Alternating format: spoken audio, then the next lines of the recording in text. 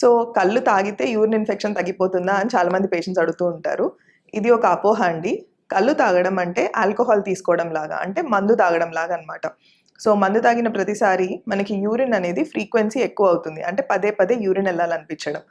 So ఇలా జరిగినప్పుడు మనకి ఏదైతే బ్యాక్టీరియా ఉంటుందో అది బయటికి వెళ్ళిపోతుందనే ఫీలింగ్ రావచ్చు, కానీ నిజంగా ఆ బ్యాక్టీరియా చనిపోవడం కానీ బయటికి వెళ్ళిపోవడం కానీ జరగదు. దానికి పైగా ఏమవుతుందంటే మనం డీహైడ్రేట్ అవుతామన్నమాట. అంటే వాటర్ క్వాంటిటీ అనేది మన బాడీలో తగ్గిపోతుంది. ఈ డీహైడ్రేషన్ మూలంగా మనకి ఏదైతే యూరిన్ వస్తుందో అది చాలా మంటగా వస్తుంది. అండ్ మీరు కళ్ళు తాగిన ప్రతిసారి ఈ ఫీచర్స్ అన్నీ మీరు చూడొచ్చు. సో ఇలా మీరు ఒకవేళ కనుక ఫీచర్స్ అబ్జర్వ్ చేస్తున్నారంటే ఇది యూరిన్ ఇన్ఫెక్షన్ అయి ఉండొచ్చు. అంటే మూత్రంలో మంట రావడం కానీ, అర్జెంట్ ఫీలింగ్ రావడం కానీ, ఊరికే యూరిన్ వెళ్ళాలనిపించడం కానీ, లేదా కింది భాగంలో నొప్పి కలగడం కానీ. ఇలాగే కలయికలో కూడా కొంతమందికి నొప్పి కలగచ్చు. సో ఇవన్నీ ఒక యూరిన్ ఇన్ఫెక్షన్కి సూచనలనే చెప్పాలి. అలాగే ఫీవర్ రావడం, అంటే ఇన్ఫెక్షన్ ఎక్కువ అయినప్పుడు మనకి ఫీవర్ లాంటి సిమ్టమ్స్ కూడా కనిపిస్తాయి. బట్ మనం గుర్తుపెట్టుకోవాల్సింది ఏంటి అంటే సింపుల్ ఇన్ఫెక్షన్తో మనం ట్రీట్ చేయగలిగింది ఒకవేళ కనుక కిడ్నీల వరకు వెళ్ళిపోతే అది ఫీవర్ లాగా, మనకి చలి జ్వరం లాగా కనిపించవచ్చు. సో దీనికి ట్రీట్మెంట్ చాలా ఎర్లీ స్టేజ్లోనే తీసుకోవడం బెటర్. ఎవరో చెప్పారు కాబట్టి కళ్ళు తాగాను, లేదా ఇంకేదో తీసుకున్నాను, ఇంట్లో మందులే వాడుకున్నాను అనేది రాంగ్ వే ఆఫ్ థింకింగ్ అనమాట. అలాగే మీరు ఇలా చిన్నవి చేస్తే, ఇంటి చిట్కాలు మాత్రమే ఫాలో చేసి యూరిన్ ఇన్ఫెక్షన్ తగ్గిపోతుంది అనుకుంటే మాత్రం ఇది అపోహ అనే చెప్పాలి. అండ్ సింపుల్ యూరిన్ ఇన్ఫెక్షన్ ఉన్నప్పుడే దాన్ని ట్రీట్ చేసుకోండి. మరి యూరిన్ ఇన్ఫెక్షన్ ఎందుకు వస్తుంది? సో మోస్ట్ కామన్గా మనకు తెలిసే ఈ యూరిన్ ఇన్ఫెక్షన్ రావడానికి దారి తీసేది ఏంటంటే, మీరు ఎప్పుడైనా ట్రావెల్ చేసినప్పుడు, అంటే దూరంగా వెళ్ళినప్పుడు మనము రిపీటెడ్గా యూరిన్ వెళ్లకుండా దాన్ని ఆపుకుంటాం. అలాగే వాటర్ క్వాంటిటీ కూడా తగ్గించేస్తాం.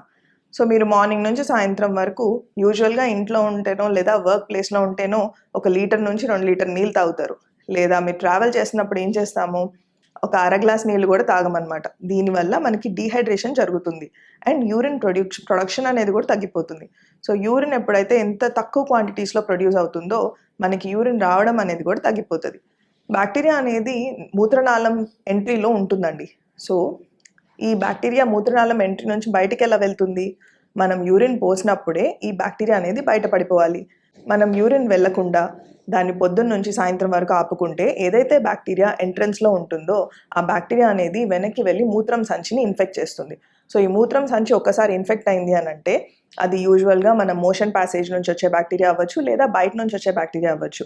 మనము బయట ఏదైనా టాయిలెట్ వాడినప్పుడు బ్యాక్టీరియా వచ్చింది, సో దానివల్ల నాకు యూరిన్ ఇన్ఫెక్షన్ వచ్చింది అనుకుంటూ ఉంటారు చాలామంది. బట్ రీజన్ ఇది అవ్వదండి. మనం బయట ఉన్నప్పుడు ఆ డోర్స్ కానివ్వండి, ఆ సీట్స్ కానివ్వండి, మనం చేతులతో పట్టుకుంటాం అండ్ అదే చేతుల్ని మనం కింద వాష్ చేయడానికి కూడా వాడతాం. సో ఇలా బ్యాక్టీరియా ట్రాన్స్ఫర్ జరుగుతుంది తప్పితే బయట నుంచి ఏ బ్యాక్టీరియా మన మీదికి జంప్ చేసి ఇన్ఫెక్షన్ క్రియేట్ అయితే చేయదు. ఎస్, బయట మీరు వాడుతున్నారంటే మీరు ట్రావెలింగ్లో ఉన్నారు. ఆ ట్రావెలింగ్లో ఏమవుతుంది అని అంటే డీహైడ్రేషన్ అవుతుంది, మీరు వాటర్ తక్కువ తీసుకుంటున్నారు అండ్ యూరిన్ తక్కువగా వెళ్తున్నారు. ఉన్న బ్యాక్టీరియాను కూడా మీరు బయటకు పుష్ చేయట్లేదు. దీనివల్ల ప్రాబ్లం ఎదుర్కొంటారు. సో దీన్ని మనం ఈజీగా ఎలా డీల్ చేయొచ్చు? మనం ఎక్కడికి వెళ్ళినా సరే శానిటైజర్ క్యారీ చేయడం, టిష్యూ పేపర్స్ క్యారీ చేయడం, మనం ఏ సీట్ మీద కూర్చుంటున్నామో దాన్ని ఒకసారి వైప్ చేసి కూర్చోవడం, ఇలాంటి చిన్న జాగ్రత్తలు పాటిస్తే మనం సేఫ్గా బయట ప్లేసెస్లో యూరిన్కి వెళ్ళొచ్చు అండ్ అది మనకి యూరిన్ ఇన్ఫెక్షన్ కాజ్ చేయదు. డీహైడ్రేట్ అవ్వకండి, రెగ్యులర్గా వాటర్ తీసుకోండి, టైంకి యూరిన్ని ఎంప్టీ చేస్తూ ఉండండి అండ్ క్లీన్ చేసుకునేటప్పుడు వెనక మోషన్ ద్వారా ఒకసారి క్లీన్ చేసిన తర్వాత హ్యాండ్ వాష్ చేసుకున్నాకనే ముందు భాగం మీద చేయి పెట్టండి. చిన్నపిల్లలకు కూడా దీన్ని నేర్పించాలి. ఎందుకంటే పెద్దవాళ్ళలో ఇంకా చిన్నపిల్లల్లో మోస్ట్ కామన్గా మేము చూసే ఇన్ఫెక్షన్ ఈకోలై అనేది మోషన్లో ఉండే రెగ్యులర్ బ్యాక్టీరియా. సో ఈ రెగ్యులర్ బ్యాక్టీరియా ఎప్పుడైతే మన మూత్రనాళం దగ్గర టచ్ అవుతుందో, మేల్స్కి చాలా లాంగ్గా ఉంటుంది యురెత్రా అనేది, బట్ ఆడవాళ్ళలో 4 సెంటీమీటర్స్ లేదా 3 సెంటీమీటర్స్ ఉంటుందన్నమాట. అంటే బయట అట్మాస్ఫియర్ నుంచి మన బ్లాడర్కి ఉండే డిస్టెన్స్ చాలా తక్కువ ఉంటుంది. ఇంత తక్కువగా ఉన్నప్పుడు మనకి బయట నుంచి ఎంటర్ అయ్యే బ్యాక్టీరియా చాలా ఈజీగా బ్లాడర్కి ఎంటర్ అయిపోతుంది. బట్ బ్లాడర్ వరకు ఉంటే ఇన్ఫెక్షన్ పర్వాలేదు, దాన్ని మనం ట్రీట్ చేసి తగ్గించుకోవచ్చండి. కానీ ఇదే బ్యాక్టీరియా కనుక కిడ్నీ వరకు రీచ్ అయిందంటే ఇది చాలా ప్రాబ్లమ్స్ కాజ్ చేస్తుంది.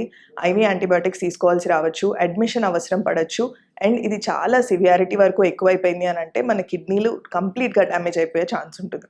సో చిన్న యూరిన్ ఇన్ఫెక్షనే కదా అని దాన్ని వదిలేయకండి, ఖచ్చితంగా ట్రీట్మెంట్ తీసుకోండి, ఒక యూరోగైనకాలజిస్ట్ని కలవండి. అండ్ మీ ట్రీట్మెంట్ కంప్లీట్ అయిపోయాక ఇమీడియట్గా కల్చర్స్ ఇవ్వకండి.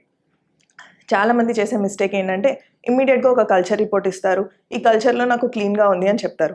మీరు మందులు వాడుకున్న తర్వాత మీ కోర్స్ అంతా కంప్లీట్ అయిపోయాక ఒక 2 వారాల వరకు మీరు ఆ యూరిన్ కల్చర్ సెన్సిటివిటీ అనే టెస్ట్ చేయించుకోకండి. వన్స్ డాక్టర్ అడ్వైస్ చేస్తే మాత్రమే ఒక 1 వీక్లో మీరు ఆ కల్చర్ సెన్సిటివిటీ రిపోర్ట్ అనేది చేసుకోవచ్చు, లేదా సింపుల్ యూరిన్ రొటీన్ కూడా ఇచ్చి మీకు ఇన్ఫెక్షన్ ఉందా లేదా అనేది మనం తెలుసుకోవచ్చు. Thank you so much.